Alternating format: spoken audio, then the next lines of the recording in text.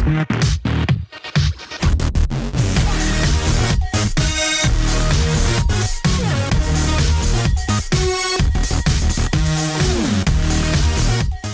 right, guys, we're going to talk about something real quick, and it's in this.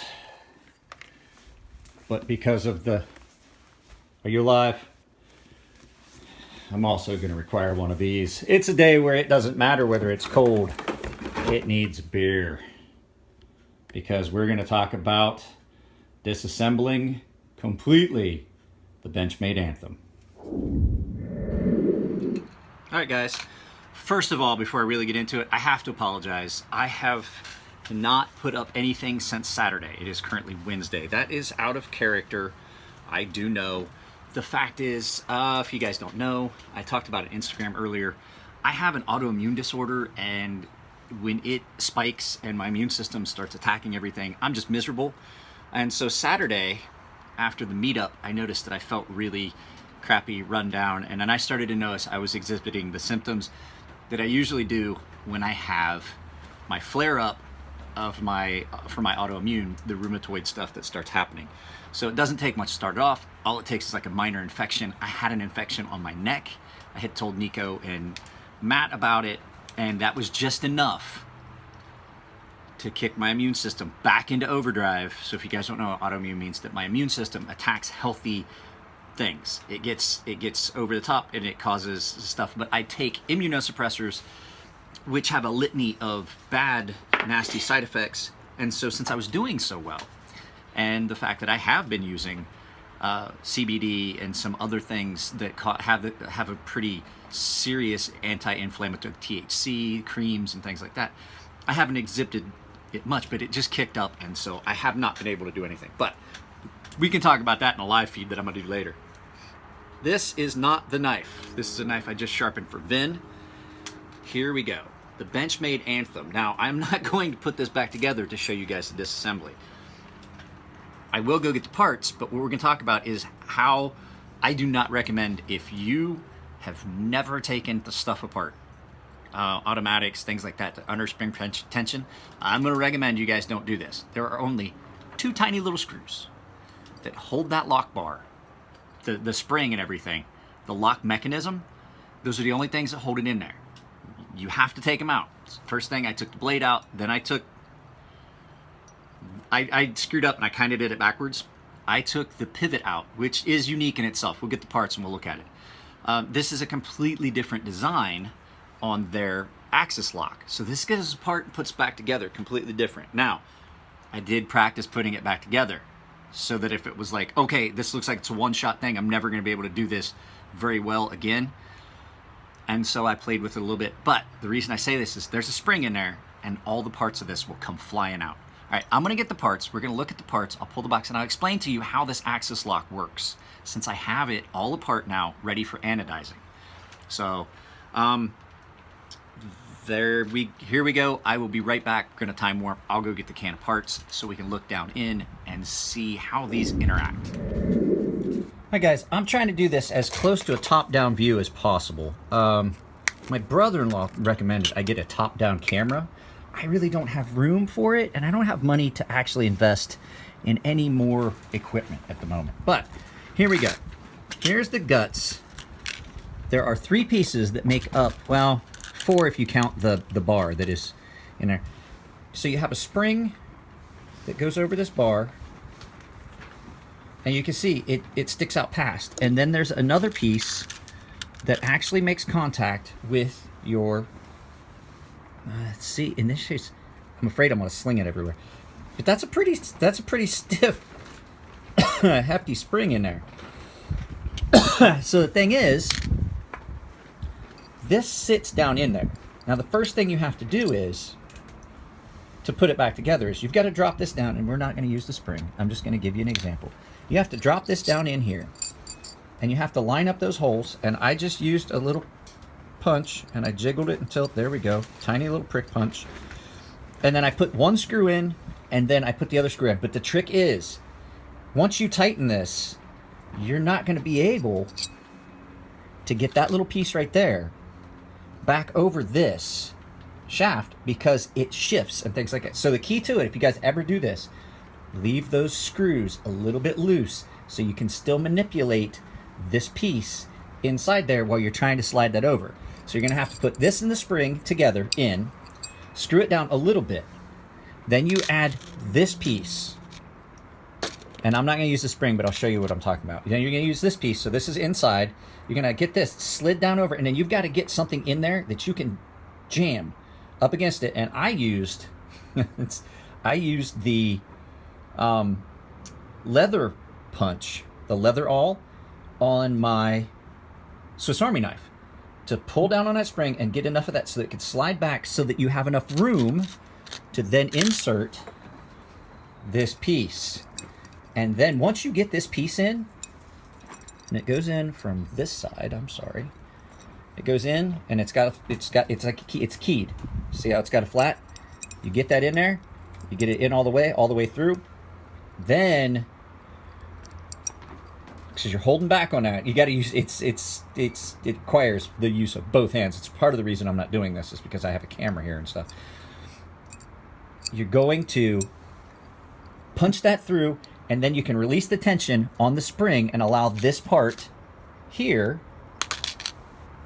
back up against that axis lock stud, and then it's going to slide because you just have got to play with it until you can get it. Once you get that spring compressed with that piece, the rider, the little rocker arm, once you get that compressed with that on it, then you can kind of get this in and let it go. Now, the other thing is,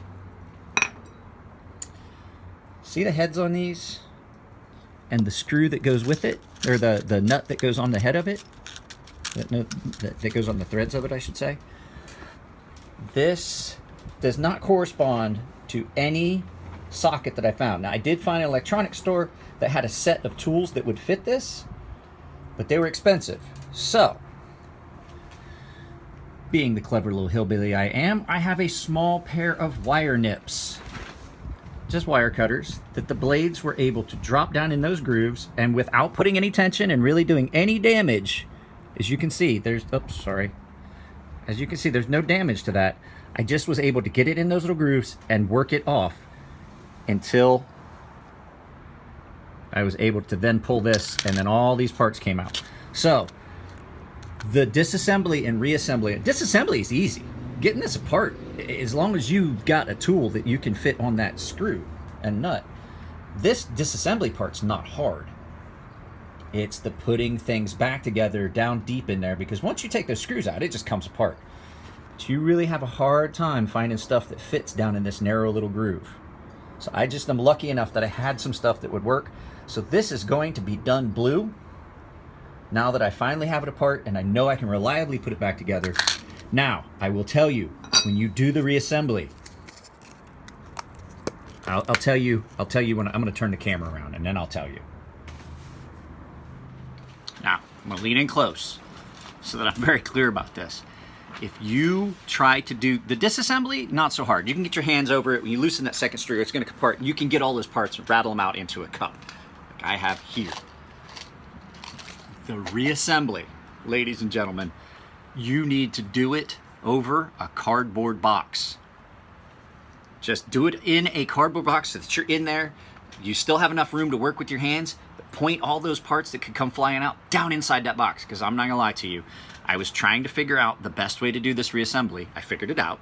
I'm a clever little country boy.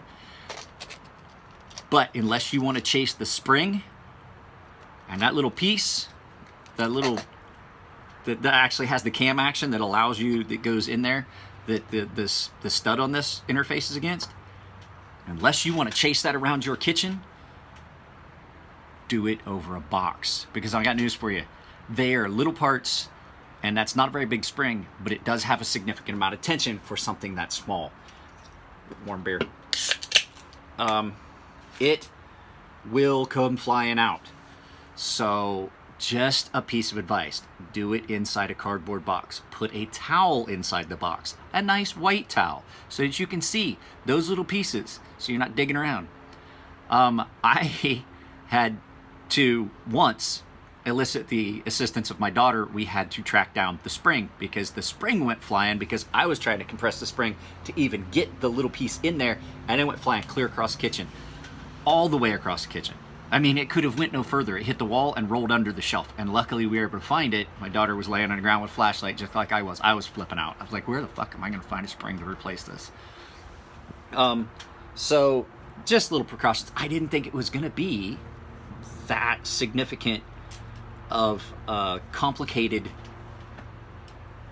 action to put it back together because it came apart so easy. To reassemble on this, a lot of times taking something apart is more difficult because you got things like thread lock and, you know, and things like that. And you have to deal with how you're going to get it apart, heat parts up, things like that. Not on this. This disassembly was cake once I realized that I could get that pivot off with something else. And then it's definitely reassembly. So, guys, I apologize. I have to apologize now. This is the end of the video.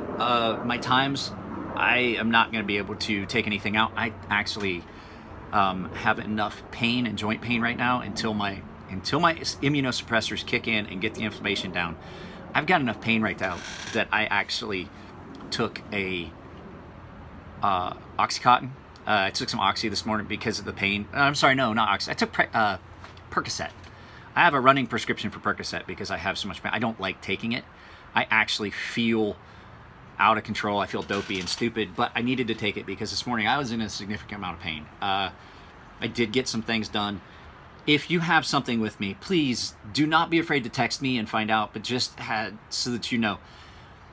I'm hurt. My hands are swollen and inflamed. My feet and ankles, my knee, and including my back. Everything just hit all at once. My immune system just went way over the top because it was that little infection I had just threw it into chaos.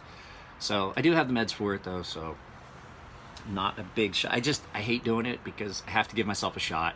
It's an injectable and it just, there's a lot of side effects that I just really don't like. But experiment's over. I still have to stay on it. I was hoping that maybe some of the herbal, I'm not gonna lie, the fucking marijuana and CBD and CBN and things I've been using had been keeping a lot of the symptoms at bay. It does help a lot, but it just wasn't enough. So, all right, guys, it's already been 8 minutes. I am gonna do a live feed. We're gonna talk about something. Maybe not live feed. Maybe I'll just do 2 videos today. I have another video. I was given something, an amazing gift from some really good friends. You guys probably are. I was given a completely amazing. That's a copper inlay on a Master Blaster. It's the one knife that I really wish that I had gotten in on after I realized that there weren't anymore. So we'll talk about this in another video. So smooth. All right, guys, that's it. Appreciate everything. Link to the Patreon is gonna be at the bottom. Subscription link up here. Probably a link to whose website am I link you guys to? I'll find a website. I'll find somebody else's YouTube channel, somebody I like, and link you to theirs. I do bird shots a lot. Let's try something new. There's a couple other guys. EDC with Aaron. There's another guy. I might do Aaron's again, just so that you guys have a spot to click on for Aaron. He sent me a best tech that I'm going to do a review on. I just got to find out from him if he's cool with me holding on to it a little bit longer. All right, guys, take it easy, and I'll see you next time.